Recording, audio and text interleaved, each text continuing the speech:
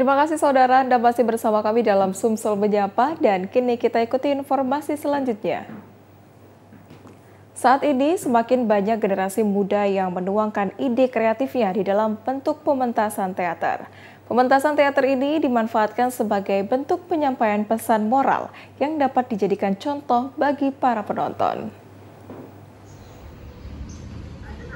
Teater merupakan seni pertunjukan yang dipentaskan di atas panggung oleh aktor atau pemain dengan menyajikan cerita yang pada umumnya memiliki pesan moral tentang kemanusiaan, kritik sosial, dan lainnya yang biasanya cukup penting. Kondisi inilah yang membuat seni teater memiliki keunikan tersendiri di dalam setiap pementasannya. Salah satunya teater Gembok Palembang yang mementaskan pementasan teater berjudul Pakaian Sang Pelopor. Sutradara sekaligus penulis naskah Yondi Audito mengatakan pementasan teater ini ingin memberikan gambaran kepada masyarakat bahwa setiap pakaian yang dimiliki mempunyai makna dan cerita di dalamnya. Kita pengen memberikan gambaran kepada teman-teman yang menonton supaya dapat melihat sebenarnya pakaian itu dapat menyimpan memori-memori yang dapat diceritakan kembali. Ada satu momen di mana momen itu pecah ketika memang yang menjadi objek dari pakaian itu pakaian dari orang tuanya yang menceritakan bahwa kehidupan dia itu berkelanjutan tentang kehidupan sebelumnya, sehingga di kehidupan dia sekarang dia tidak bisa memaknai lagi kehidupan dia untuk kedepannya, sehingga pakaian Sang Pelopor itu melihatkan bagaimana meneruskan dari apa yang menjadi titah dari bapaknya kayak gitu, orang tuanya.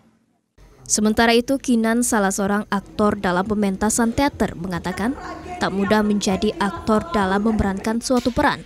Aktor harus mampu menyampaikan karakter dan pesan dengan baik kepada penonton. Teater ini memiliki dua sisi yang berbeda.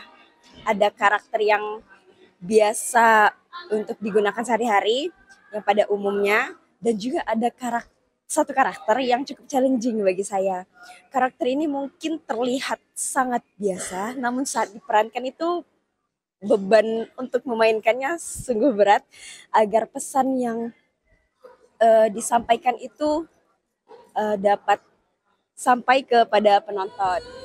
Diharapkan ke depan lebih banyak lagi teater di Kota Palembang yang memiliki kreativitas sehingga mampu merepresentasikan pesan moral yang ada di dalam pementasan teater. Regita Ditarifani, TVRI Sumsel, melaporkan. Saudara, sebuah mesin anjungan tunai mandiri atau ATM di Prabu Muli nyaris dibobol maling. Meski tidak sempat membawa kabur uang, namun kondisi ATM ditemukan rusak. Mesin anjungan tunai mandiri atau ATM yang berada di Komplek Taman Kota Prabu Jaya, Kota Prabu Muli, nyaris dibobol maling. Di sekitar lokasi ATM juga nampak telah terpasang garis polisi. Belum diketahui secara pasti kapan aksi kriminal ini terjadi. Namun menurut Adi, salah satu pedagang yang kerap berjualan di sekitar lokasi, garis polisi telah terpasang sejak 3 hari yang lalu. Ini 2 hari yang lewat, hari ini 3 hari kan. Informasinya ada apa itu Kak? Menuju itu di ini aku dibobol Bang. Dibobol. Tidak tahu kita malam apa siang? Tidak tahu. Sering kita memang jualan sini? Jarang. Jarang. Sekali. Ya, itu sudah 3 hari ya? 3 harian, ini aku tahu. Ya. Apa ATM atau apa itu? Ini ATM. ATM apa tuh Kak? Misal. Memang sering nggak uang narik duit di sini? Oh, sering nggak apa mampir sini. Batal kata bapak itulah dibobol. Iya. Nggak tahu informasi. Yang biasa ngambil sini kita. Biasa ngambil sini dekat rumah di Sukajadi ini. Iya. Oh, memang aktif ATM sebelum ini ya? Aktif, bagus. Terakhir kita ngambil kapan loh? Ada nggak waktu-waktu dekat ini tadi? Sekitar seminggu yang lewat lah. Minggu yang lalu masih ada ya? Masih. Dikonfirmasi melalui sambungan telepon, Kasat Reskrim Polres Prabu Muli AKP Herli menegaskan aksi ini merupakan percobaan pencurian. Meski demikian, pihaknya memastikan kawanan pencuri tidak berhasil membawa kabur uang yang ada di mesin ATM. Polisi malah melakukan penyelidikan dan memburu para pelaku. Holdi TVRI Sumsel melaporkan. Saudara, 4 orang ibu rumah tangga asal Kota Lubuk Linggau ditangkap unit PPA Polrestabes Palembang. Keempatnya merupakan komplotan pencuri pakaian di sejumlah pusat perbelanjaan di Kota Palembang. Unit Perlindungan Perempuan dan Anak Satreskrim Polrestabes Palembang menangkap 4 orang ibu rumah tangga yang melakukan pencurian di 3 pusat perbelanjaan di kota Palembang. 4 pelaku berasal dari kota Lubuk Linggau, sengaja datang ke kota Palembang untuk melakukan pencurian ratusan pakaian. Pelaku SL, DA, KN, dan MY diketahui merupakan komplotan pencuri pakaian seperti celana, baju, dan pakaian dalam. Pelaku melakukan pencurian dengan cara menyembunyikan pakaian tersebut ke dalam pakaian sehingga nampak seperti ibu hamil. Petugas keamanan pusat perbelanjaan yang curiga langsung melaporkan tindakan pelaku ke Polrestabes Palembang. Dari tangan pelaku, polisi menyita 3 karung pakaian yang rencananya akan dijual kembali di kota Lubuk Linggau. Kelompok 4 orang ibu-ibu ini melakukan kerjasama pembagian tugas, menggelar aksi pencurian dengan pemberatan di 2 tempat yang berbeda. Saya ulangi, di 3 tempat yang berbeda, yang tentunya keempat tersangka ini saling bekerja sama dalam melakukan tindak pidananya, demikian juga mengumpulkan hasil kejahatannya yang pada akhirnya berhasil kami ungkap. Atas perbuatannya, pelaku dikenakan pasal 363 tentang pencurian dan ancaman hukuman maksimal 7 tahun penjara. Jeffrey Aliansyah, TVRI Sumatera Selatan melaporkan dari Palembang. Saudara, tetaplah bersama kami karena setelah ini kita akan memasuki segmen dialog membahas mengenai menjaga situasi kondusif selama masa tenang Pilkada. Usai jeda berikut.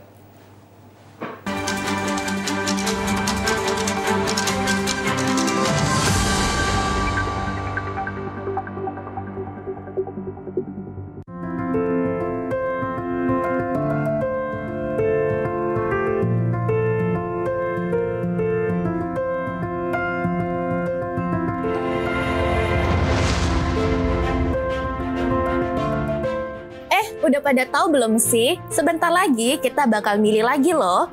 Tapi kali ini kita akan memilih kepala daerah, bupati, wali kota, dan gubernur. Ada tahapan-tahapan pilkada yang akan kita lalui. Pada tanggal 27 sampai dengan 29 Agustus 2024 akan dilakukan pendaftaran pasangan calon kepala daerah. Selanjutnya, pada tanggal 22 September 2024 dilakukan penetapan pasangan calon kepala daerah. Selanjutnya, pada tanggal 25 September sampai dengan 23 November 2024 akan dilakukannya masa kampanye. Kemudian, di tanggal 27 November 2024 akan dilakukan pemungutan suara serentak seluruh Indonesia. Selanjutnya, pada tanggal 27 November sampai dengan 16 Desember 2024 akan dilakukannya rekapitulasi penghitungan suara. Nah, tentunya kita akan kawal sampai dengan penetapan calon terpilih. Nah, gimana? Sekarang udah tahu kan ya? Tapi satu lagi, sebelum memilih jangan lupa kenali pasangan calon kepala daerah yang akan kamu pilih nanti ya.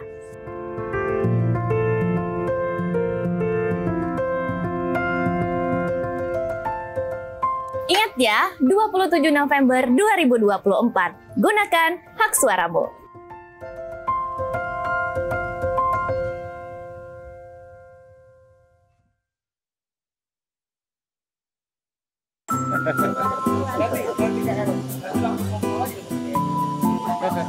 Riko, katanya Linda mau datang.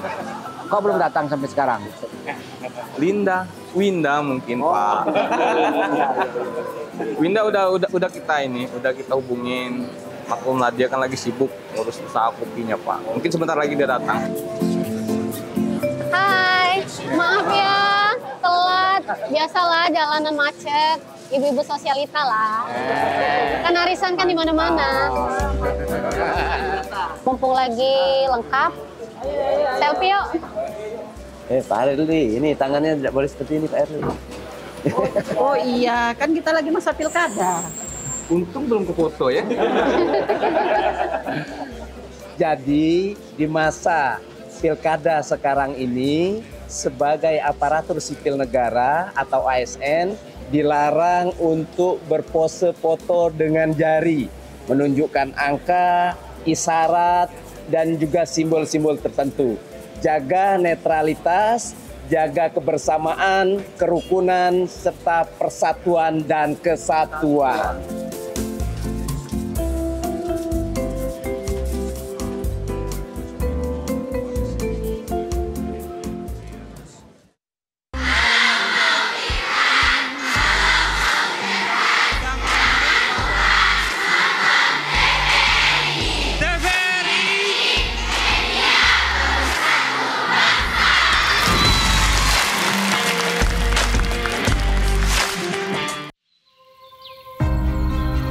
Ini adalah tanah kita. Tempat di mana setiap nafas menghembuskan semangat membara. Dari suara palu yang menggelegar, hingga benang yang menyatu dalam tenunan.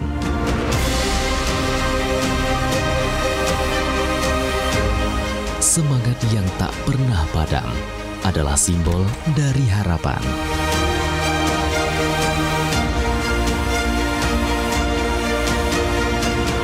Dari kekuatan yang tak akan pernah pudar untuk berdiri bersama.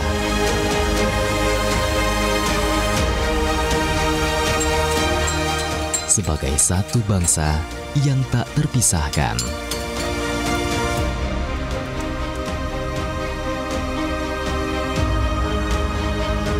Yuk, kenapa ikut gak? Ayo.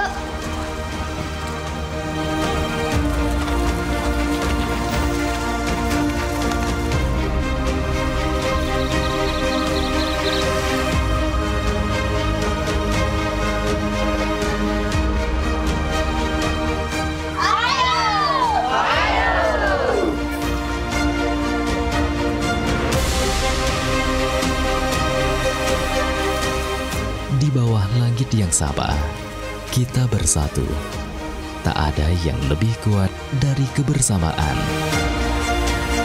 Kita adalah satu. Kepada bendera merah putih, hormat! Gerak!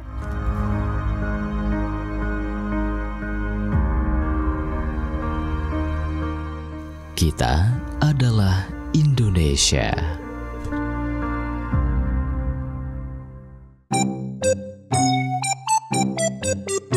Dapat aku ya gitu kampanye ini. Tenang Bu. Selain makan siang, Ibu juga bakal dapat amplop. Wah, lo kalau lemah. Kagak juga aku. Iyalah.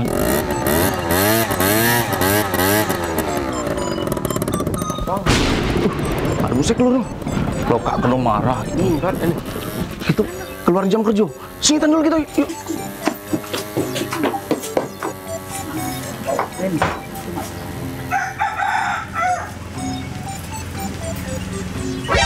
Kenal aku. Apa ya rombongan ini kelayapan, pakai baju bebas. Coba ku parahi dulu lah.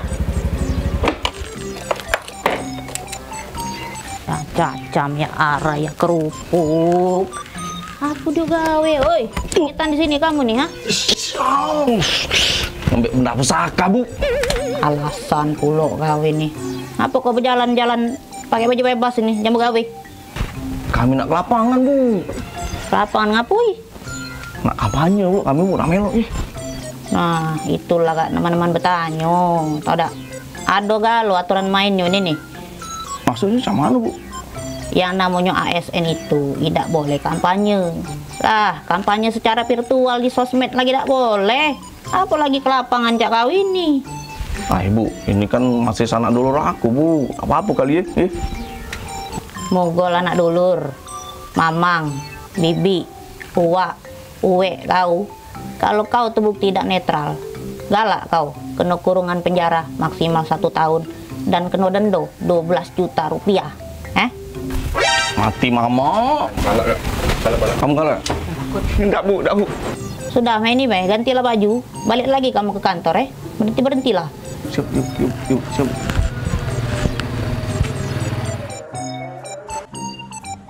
Ini apa berkasnya? Saka dengan ada, KTP ada. Bu, nak kemana, Bu? Belum kembali ini. Ibu nak ke lapangan dulu. Nih, katanya ASN nggak boleh kampanye. Ngapa ibu ke lapangan? Kau pikir ke lapangan itu cuma nak kampanye bahaya po? Ibu tuh nak sunatan massal situ tuh. Oh, sunatan massal. Ada duit 100 kak, berasan dulu ibu. Nak amplop, tak lemak. Berhenti.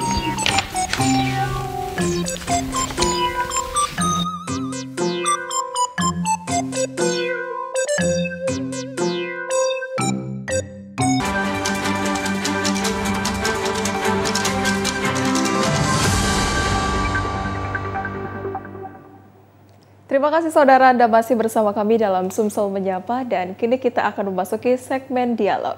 Saudara, terhitung tanggal 24 November hingga 26 November 2024, tahapan pilkada telah memasuki masa tenang. Lantas apa saja yang harus dilakukan selama menghadapi masa tenang menuju tahapan pencoblosan nanti? Melihat dari sisi akademisi, saat ini telah bergabung bersama kami secara virtual salah seorang akademisi sekaligus pengamat politik Bapak Eko Januar Aryansyah. Selamat siang Pak Eko. Baik, selamat siang Mbak. Baik, Pak Eko, melihat sekarang saat ini kan proses pilkada saat sedang berlangsung, terutama kemarin sudah melaksanakan kampanye, dan saat ini kita sudah memasuki masa tenang. Gimana Pak Eko sebagai seorang pengamat politik melihat masa tenang yang sudah jalan selama 2 hari ini? Oke, baik. Sebenarnya masa tenang ini kan masa yang diberikan oleh penyelenggara agar pemilih itu punya kesempatan untuk menilai atau mengevaluasi pilihannya kan. Karena kan selama ini kan kampanye ini sudah berapa bulan ini diberikan masa tenang. Nah, masa tenang ini sebenarnya bagus ya untuk tadi mengevaluasi apakah pilihan-pilihannya sudah pas, apakah visi misi yang calon itu sudah sesuai dengan apa yang akan menjadi pilihannya, seperti itu. Tapi sejauh ini di Sumatera Selatan sendiri, Pak Eko gimana melihat gambarannya sebagai pengamat politik? Apakah memang betul tenang atau gimana sejauh ini? Yang saya lihat ya kalau di media-media itu kayaknya tenang-tenang aja, belum ada. Kalau di provinsi lain itu sudah ada yang OTT dan macam-macam ya, yang dugaannya mengarah kepada penggunaan anggaran itu untuk kegiatan pencoblosan pada tanggal 27. Nanti. Nah, kalau di Sumsel saya lihat di berita itu belum muncul hari-hari aja. Kita berharap di masa tenang ini memang benar-benar tenang dan masyarakatnya juga ikut tenang ya. Seperti itu. Baik, kan itu kalau dari sisi masyarakat dan juga mungkin dari para calon kepala daerah. Tapi melihat dari sisi KPU sebagai penyelenggara maupun Bawaslu sebagai pengawas, apa yang sedang dilakukan mereka di masa tenang ini, Pak Eko? Ya, kalau KPU dan Bawaslu ini saya lihat di dekat rumah-rumah kita itu sedang pembersihan alat peraga ya. Jadi alat peraga itu nanti hanya ada yang boleh itu ada di dekat TPS yang dibuat oleh KPU. Jadi memang pemilih nanti bisa melihat langsung alat peraga itu ya yang ada di dekat TPS yang dibuat oleh KPU. Tapi alat peraga yang dibuat oleh tim sukses itu tidak boleh. Ini sudah dibersihkan, terutama berapa hari ini dari Bawaslu itu sudah mulai melakukan pembersihan ya. Ini kan diharapkan agar ketika masyarakat memilih itu tidak ada tekanan nanti. Kalau dia misalnya ketika mau memilih ini kelihatan calon tertentu, jadi seolah-olah ini memilih calon tersebut. Nah, tapi kalau yang dibuat oleh KPU itu nanti di TPS itu tiga-tiganya ada. Atau tergantung jumlah pilihannya gitu ya. Jadi memang Bawaslu saat ini sudah membersihkan alat peraga kampanye di mana masyarakat juga sudah diminta untuk sudah menentukan pilihannya Pak Eko ya, melihat 27 November ini udah 2 hari lagi. Betul. Kemarin juga kita bersama sudah melihat debat publik dan lain sebagainya, semoga bisa menjadi penilaian masyarakat untuk memantapkan pilihannya pada 2 hari mendatang. Oke, nah kalau untuk setiap paslon menyikapi masa tenang ini, apa yang harus dilakukan untuk paslon atau calon kepala daerahnya, Pak? Menurut saya ya paslon memang karena ini dia tidak boleh lagi berkampanye ya, tentu mengkonsolidasi tim-timnya ini. Agar timnya ini baik itu nanti untuk saksi, memastikan agar saksinya ini benar-benar nanti ada di setiap TPS dan memang terkonsolidasi dengan baik. Itu yang pertama.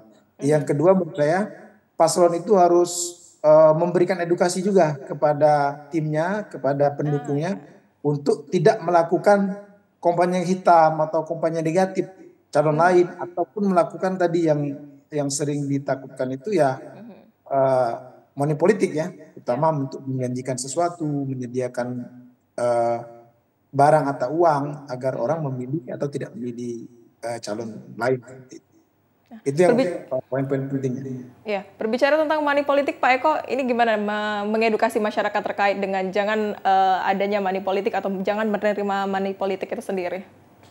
Ya, menurut saya itu tadi, selain masyarakatnya harus teredukasi, juga calon dan paslon atau tim suksesnya jangan menawarkan ya, karena takutnya kalau calon yang menawarkan ini kan bertemu dengan kondisi ekonomi masyarakat kan.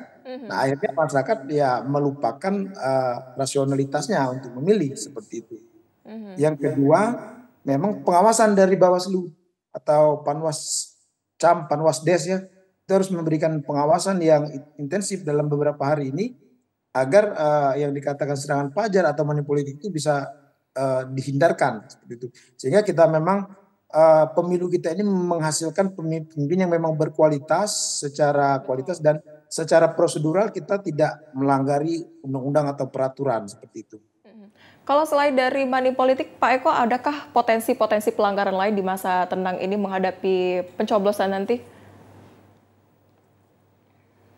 Selain money politik ya mungkin mobilisasi ya, mobilisasi bagaimana tim-tim itu menggerakkan basis masanya ya, saya rasa itu sah-sah saja, tapi yang menjadi persoalan apakah itu digerakkan dengan motif uang atau sesuatu yang lain ya, yang harus kita hindari.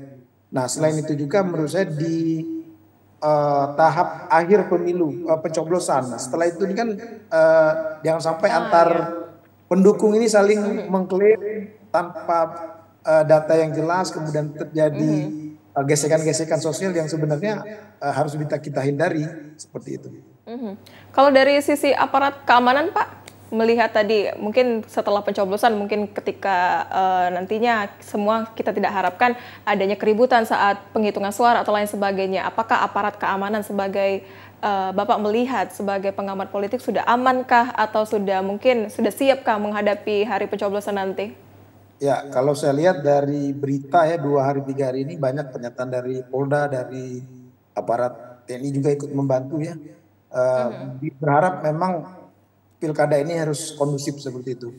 Ya salah satunya kita lihat misalnya setiap TPS atau beberapa TPS itu diwakilkan oleh satu aparatur. Jadi ketika terjadi problem di TPS atau di tempat pemungutan itu kita berharap masyarakat pemilih itu ketika ada problem itu mengadulah kepada dalam konteks pemilihnya ke Bawaslu, kalau terjadi yang lain-lainnya mungkin melalui aparat, sehingga itu bisa terkanal, jadi tidak meluas nanti menjadi isu-isu yang justru tidak produktif dengan pemilu ini. Misalnya ada kecurangan, kemudian di video, di framing seolah-olah terjadi keberpihakan dan macam-macam.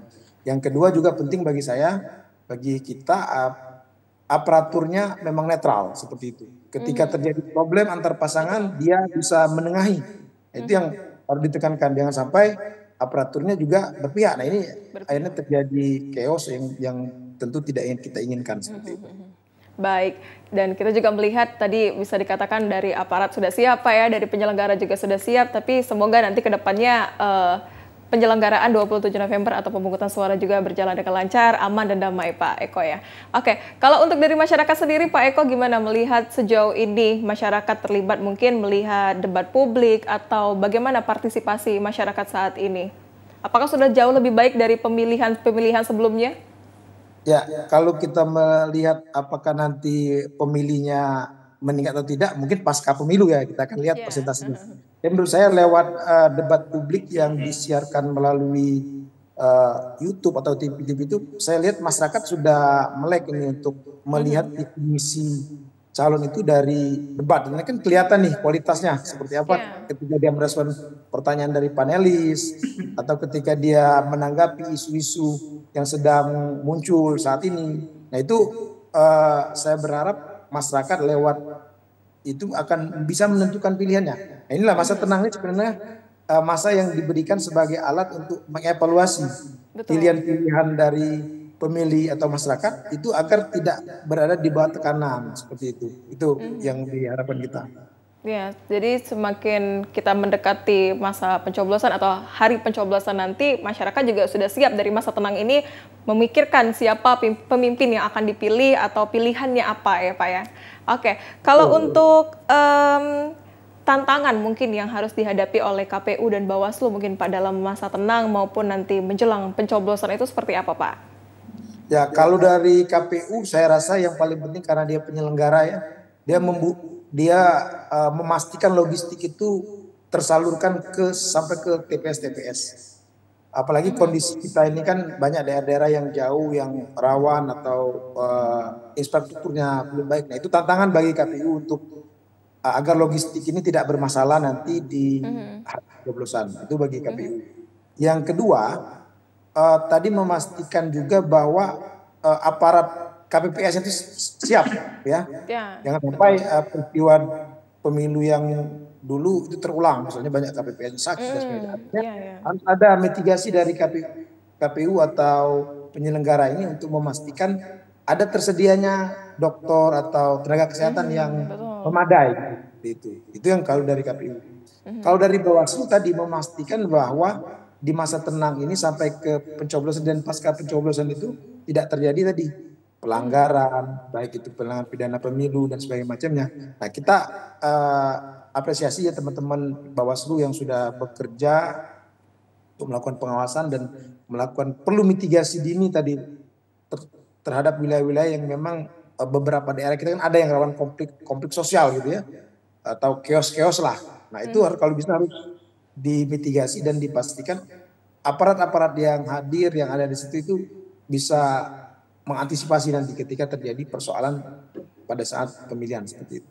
Ya, betul sekali nih. Jadi untuk seluruh panitia jangan sampai kesalahan pada pemilihan sebelumnya terjadi lagi Pak ya, apalagi terkait dengan aparat-aparat yang atau panitia-panitia yang jatuh sakit ketika bekerja atau lain sebagainya. Semoga di pemilihan kali ini tidak akan terjadi lagi. Oke, nah kalau untuk masyarakat sendiri Pak, mungkin di masa tenang ini juga masih banyak tersebar penyebaran hoax atau informasi-informasi palsu yang ada di media sosial. Gimana seharusnya masyarakat menghadapi atau menyikapi hal tersebut?